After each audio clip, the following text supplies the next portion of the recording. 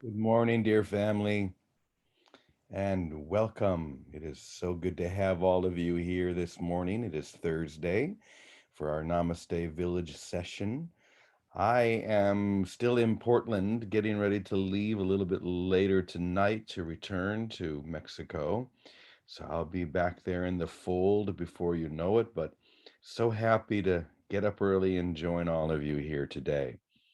So today we are going to be continuing looking at the Enlightenment teachings of this amazing teacher, Sri Nisargadatta.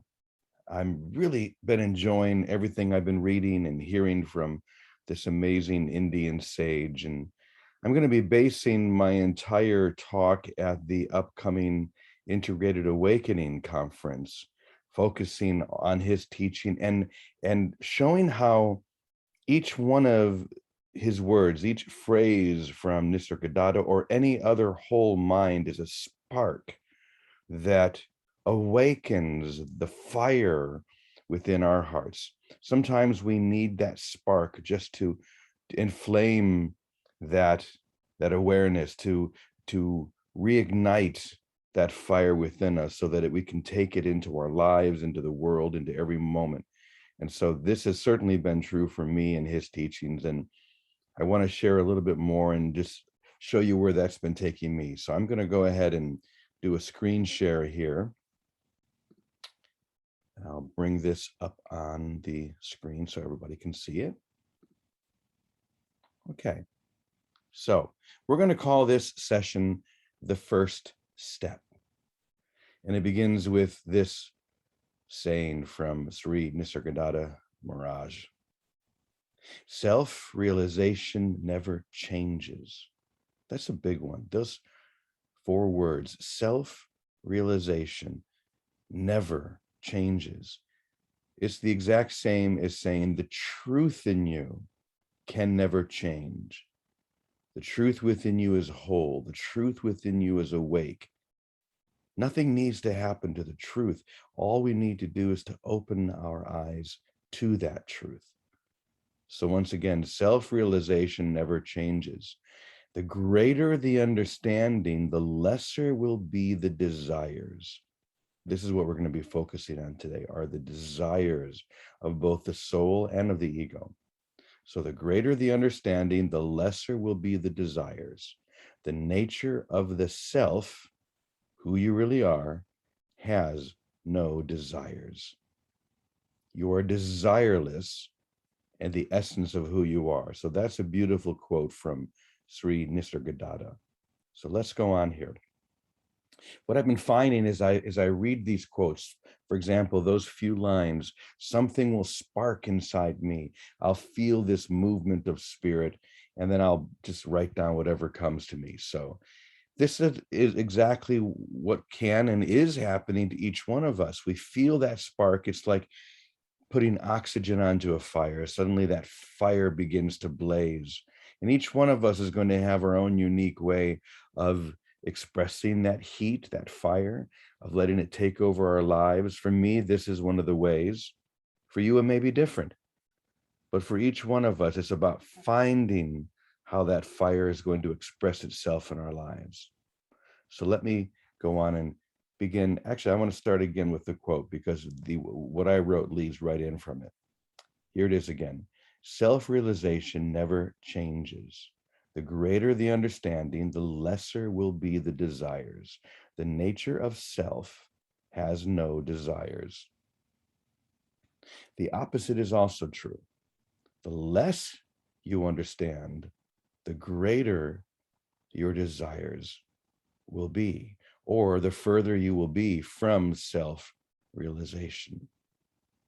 I think we can see this playing out in the world everywhere we look. The less we understand who we really are, the more we'll desire outside of ourselves, the more we will want. That's what this is saying. The more you want outside, whether it be more possessions, more money, more anything, the further you are from realizing your own divine self. Just as he shared, the more you know who you are, the less you'll desire, the less you understand, the greater your desires will be. That's kind of a barometer right there.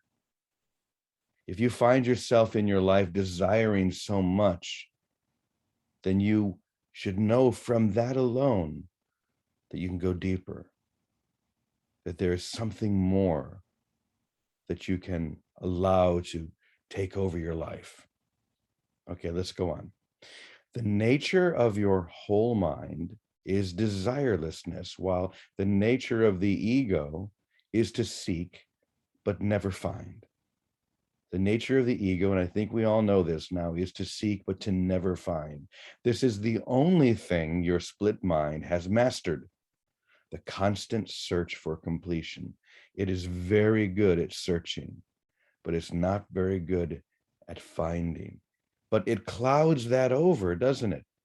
It clouds over the fact that you never find what you're searching for by just continuing to search for more, the next thing, the next thing, the next thing, until you realize there will always be something else, until you stop and hold still and seek that which has always been true. So once again, this is the only thing your split mind has mastered, the constant search for completion. But here we go. But you cannot find something you never stopped being. Once again, you cannot find something that you never stopped being. If you could only understand this one point, then everything else would fall into its natural position. And I bolded these comments because I think this is really the heart of the lesson.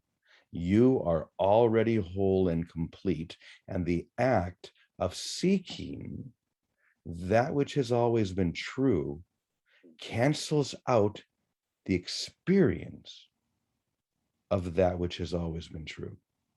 It cancels it out. Seeking that which you are and have always been cancels out the experience of this truth. Okay, let's go on, because I want to come back to this because this is so important. It's important that you accept this without delay. Seeking that which has always been true cancels out the experience of that which has always been true. We've stressed over and over that you are here to fully experience the truth of your whole self. You are not here to understand it intellectually, nor are you here to teach it to others. You are here to experience the peace that surpasses all understanding, as St. Paul claimed. He said this because it literally does surpass your ability to understand it. You have no ability to understand this level of peace, but you can experience it. That's the key. But the experience of truth is already within you.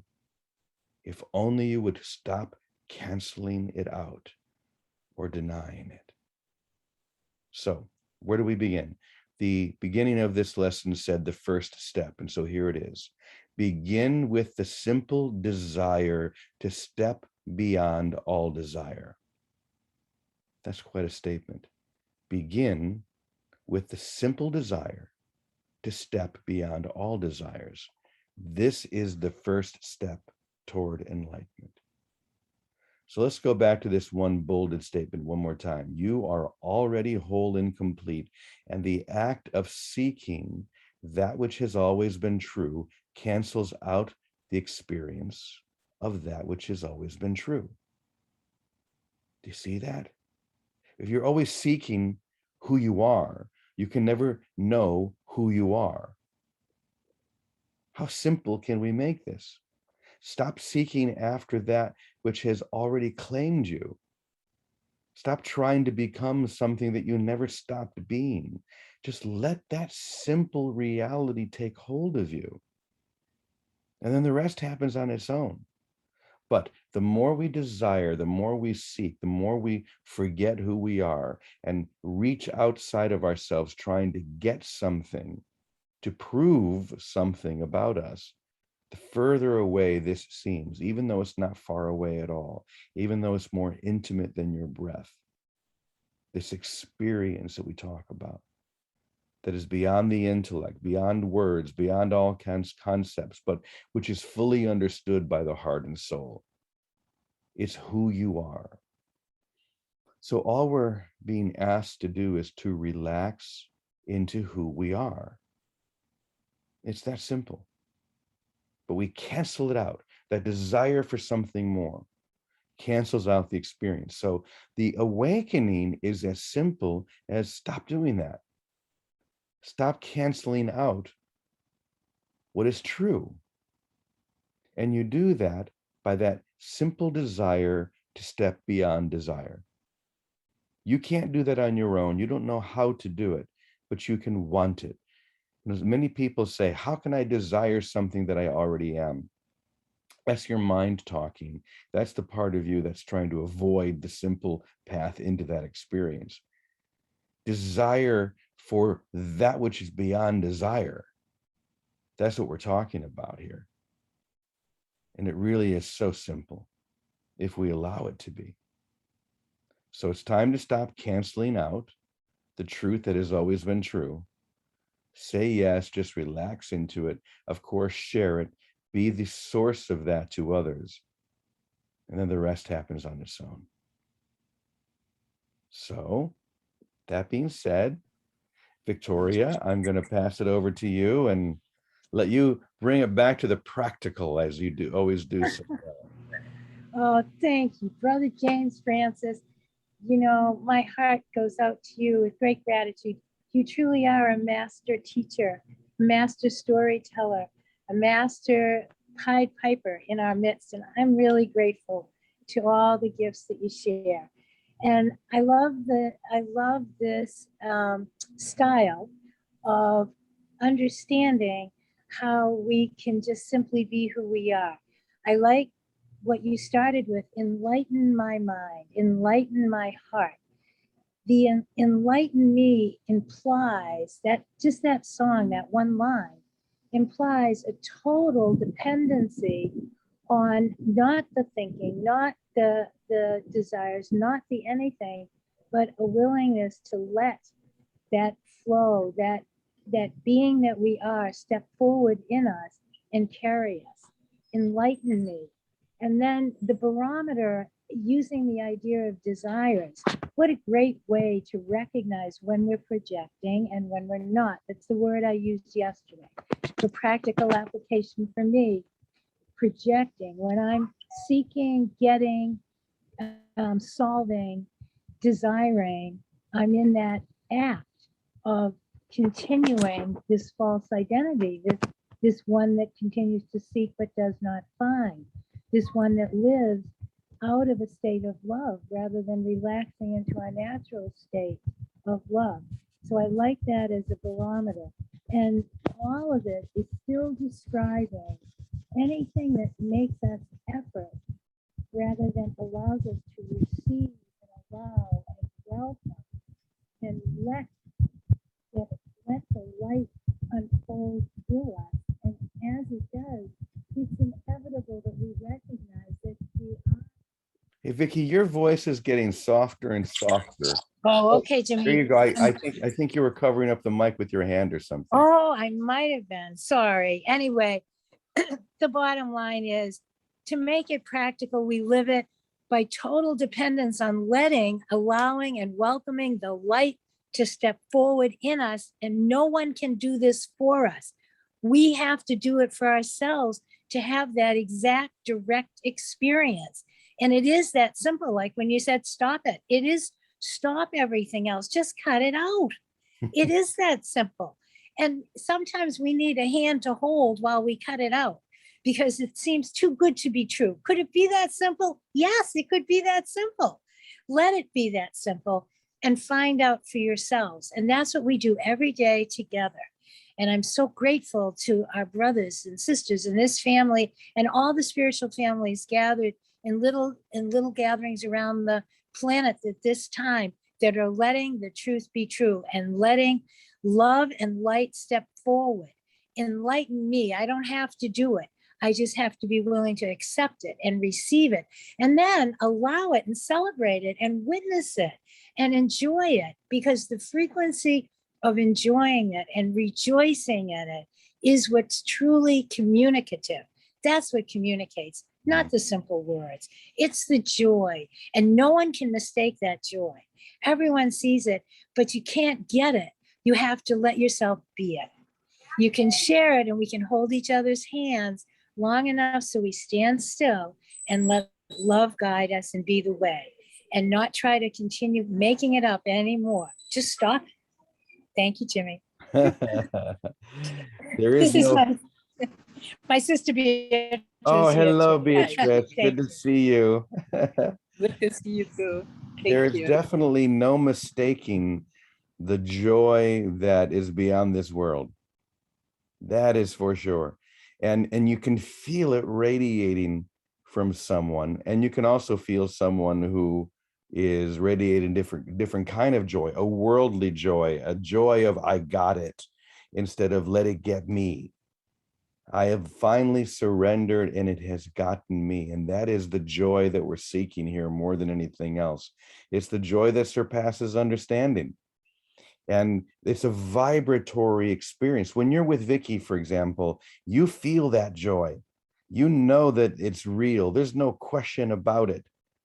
And you can also tell when someone is being filled with a different kind of joy, a joy that is temporal, a joy that is earthbound, a joy that is contingent upon getting something rather than contingent upon nothing but grace itself. There's such a difference. And I also like, Vicky, how you said sometimes we just have to be told, stop it, just knock it off. A loving parent can look into the back seat as we're throwing a fit in our strapped in our car seat, because that's what it feels like sometimes. We're an infant strapped in our car seat, throwing a fit about whatever it is we're throwing a fit about, and our loving parent just turns around and says, knock it off. So, okay, all right. So this is the time we knock it off and get down to the business of awakening. Thank you, Vicky. That's great. And I'm wondering, is Teddy out there as well? Teddy, you want to share something? You know, one desire is all desire. And that's what the ego does. We have to drop desire totally and not desire anything in order to experience what it is we already are and have been given. And in that, it's a totality. There's nothing missing. There's no separate parts. It is one because we are one, and that's it. You know, when it says give up the world, it holds nothing that you want. It's the same as saying what you were saying before about the peace that it does. The peace doesn't pass understanding; it passes human understanding. Mm. It doesn't pass just understanding. When you experience it, you understand it totally, and you could see that you'll never find it in the world because there is nothing in the world that represents peace. Everything in the world is representing desire for things to be different. So, I don't know. Give up the world. Desire nothing. You've been given everything. How you do that,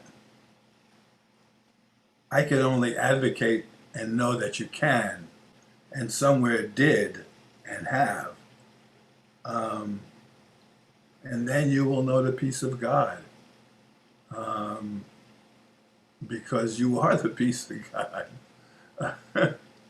So that's the best I can say this morning. I was listening to the words, and there's a bunch of words in there that I would take exception with. But generally speaking, you know, one desire is all desire. And that's what we have to come to know. Even the desire for peace is an admission that you don't have it. And that's where we're all wrong. We already are that. So Give up the world. It holds nothing that you want.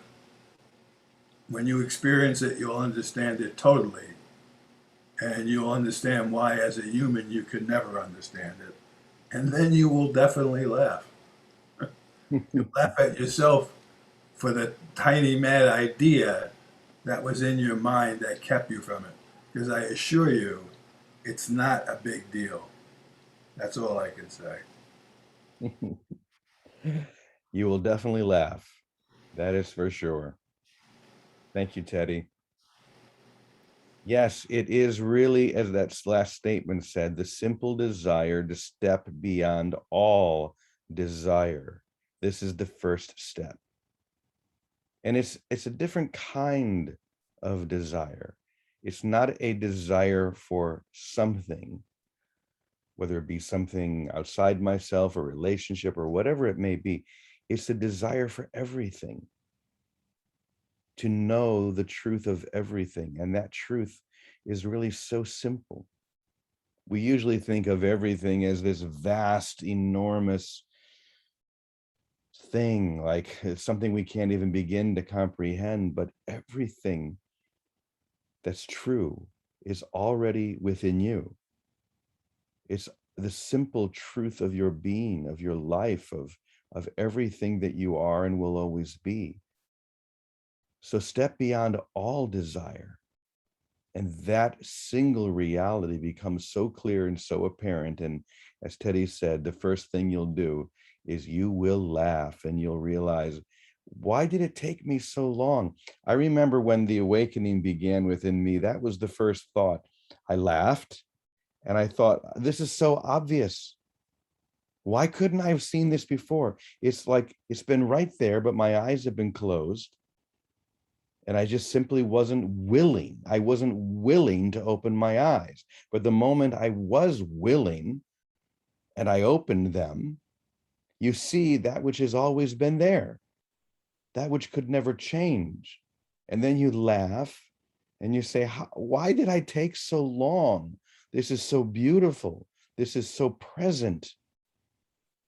All I need to do is open my eyes and see that which has always been seen by God. Well, someone raised their hand that I always love to hear from, and that's Calico, because Calico always brings just an extra focus to this. And good morning, dear one. I'd love to hear what you want to share. James, I'm so excited that you're coming home. Yeah, me too. This desire of, yesterday on Netflix, I saw John of God come up. And now I've been out of the world for a while, and I had no idea that John of God did something that the world saw as bad. And it was like, wow, okay. I mean, I remember when I was living in Santa Fe, he came to Santa Fe, and the whole community was split when he came. It was fascinating to watch. There were people that were, I'm going to pay whatever he asks and go see John of God. And then there were others, he's a charlatan, blah, blah, and it was completely split. And, I just remember that very much so. So I watched this series, and what I was totally hit by was the fear that was driving everybody. It was fear. The people that were coming to John of God were terrified. And they were like, if John of God can't help me, no one can. And I say that only because I get the desire, particularly when you're faced with something physical or which appears real, fear will raise its ugly head in a very big way. And we will pay money, we will fly to the ends of the earth, we will do whatever to get an answer for it. And the truth is, it doesn't live there. It's in my mind. It's how I see everything. Am I making John of God wrong? Am I making, anything wrong? That's what I need to correct. It's the healing that comes from me really holding myself to task to love, no matter what. No matter what. And so that's what I just needed to say that, because I was so moved by seeing this John of God thing. And it was really, if you're going to watch it with your Christ mind. Really take your Christ with you, because it's real easy to get pulled into opinions and pulled into, error and correction, and just watch it from the standpoint of what's driving me. And when you can observe it in another, it's sometimes easier to wear that yourself. And what I was aware of watching it was just the amount of fear that this world has. And it's driven by fear.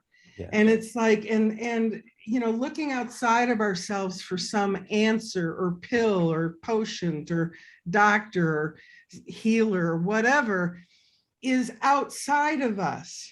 You have to come back here, because it's all my projection. And, and I remember at one point when John of God was in Santa Fe, I kept thinking I hadn't been diagnosed with cancer. If I had been diagnosed with cancer, I probably would have paid him $50,000 to see him. I mean, I was that terrified. But the reality was I wasn't in that terrified place, but I saw everyone around me being motivated by terror. I need to fix this. This is something I need to fix. And it's like, and he was the answer for many. So I just needed to say that, because it was really big for me when I got a diagnosis, and watching this, there was some clearing that happened for me, and just seeing, yes, indeed, I have been my entire life motivated by terror. And it's like, and if I can just stay humble in that, I'm healed. Thank you, James, and can't wait to get you back here. Thank you, dear. I can't wait to get back. And by the way, I will be back tomorrow morning. I probably will not be leading session, but I might. We'll see. But I will be for sure leading session on Monday. So, and I see another person back at Namaste up in her room. So I'm going to call on Angelica and hear what you'd like to share. Hello, dear one. Hi, I just wanted to share a poem from Hafiz that I've really loved, but now I have a deeper resonance with, and it's Tripping Over Joy. What is the difference between your experience of existence and that of a saint? The saint knows that the spiritual path is a sublime chess game with God, and that the beloved has just made such a fantastic move, that the saint is now continually tripping over joy and bursting out in laughter and saying, I surrender. Whereas, my dear, I'm afraid you still think you have 1,000 serious moves.